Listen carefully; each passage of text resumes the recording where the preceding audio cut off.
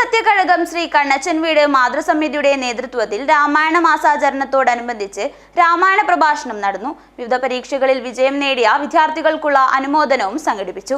സർവൈശ്വര്യ വിളക്കുപൂജയും നടന്നു. മടിയൻ സത്യകഴകം ശ്രീ കണ്ണച്ചൻ വീട് മാതൃസമിതിയുടെ നേതൃത്വത്തിലാണ് രാമായണ മാസാചരണത്തോടനുബന്ധിച്ച് രാമായണ പ്രഭാഷണവും വിവിധ പരീക്ഷകളിൽ വിജയം നേടിയ വിദ്യാർത്ഥികൾക്കുള്ള അനുമോദനവും സർവൈശ്വര്യ വിളക്കുപൂജയും നടന്നത്. ബാലൻ മാസ്റ്റർ പരപ്പ രാമായണ പ്രഭാഷണം നടത്തി.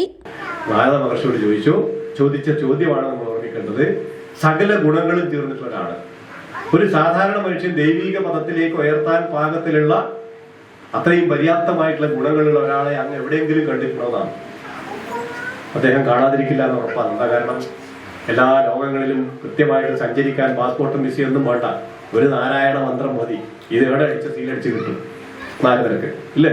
അപ്പൊ നാരദോട് ചോദിച്ച ചോദ്യമാണ് കൊന്വസ്മിൻ സമ്പ്രദം ലോകേ ഗുണവാൻ ഗച്ഛ വീര്യവാൻ ധർമ്മജ്ഞസ്യ കൃതജ്ഞസ്യ സത്യവാക്യോ ദൃഢപ്രദാന്നൊക്കെ പറഞ്ഞിട്ട് ഒരു 15ഓളം ഗുണങ്ങളുള്ള ഒരാളെ അങ്ങയുടെ യാത്രയിൽ എവിടെയെങ്കിലും കണ്ടുമുട്ടിയിട്ടുള്ളതാണ് ചോദ്യം. അപ്പൊ പറഞ്ഞു തീർച്ചയായിട്ടും കണ്ടിട്ടുണ്ട്.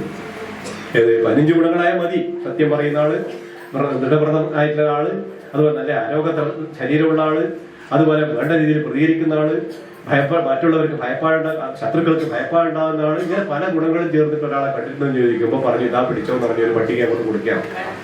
തുടർന്ന് ശ്രീ സത്യകഴകം മടിയൻ കണ്ണച്ചൻ വീട് പരിധിയിൽ വരുന്ന കഴകം അംഗങ്ങളുടെ മക്കളിൽ ഉന്നത വിജയം നേടിയ വിദ്യാർത്ഥികളെ T V. Balakrishnan, Lakshmi Thampan, K. Narayanan, M. Srinivasan എന്നിവർ അനുമോദിച്ചു.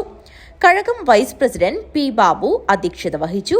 Kazhagam secretary Sreejith, treasurer A. Venugopalan എന്നിവർ സംസാരിച്ചു. തുടർന്ന് മാതൃസമിതിയുടെ നേതൃത്വത്തിൽ പരപ്പ ബാലൻ മാസ്റ്ററുടെ കാർമ്മികത്വത്തിൽ നടന്ന സർവൈശ്വര്യ വിളക്കുപൂജയിൽ പിഞ്ചുകുട്ടികളും സ്ത്രീകളുമടക്കം നിരവധി ഭക്തജനങ്ങൾ പങ്കാളികളായി. ദേവി നാരായണ, ലക്ഷ്മി നാരായണ,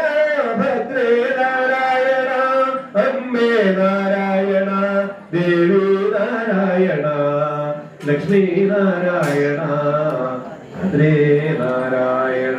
ലഘുഭക്ഷണ വിതരണവും നടന്നു. News bureau, Kanhangad.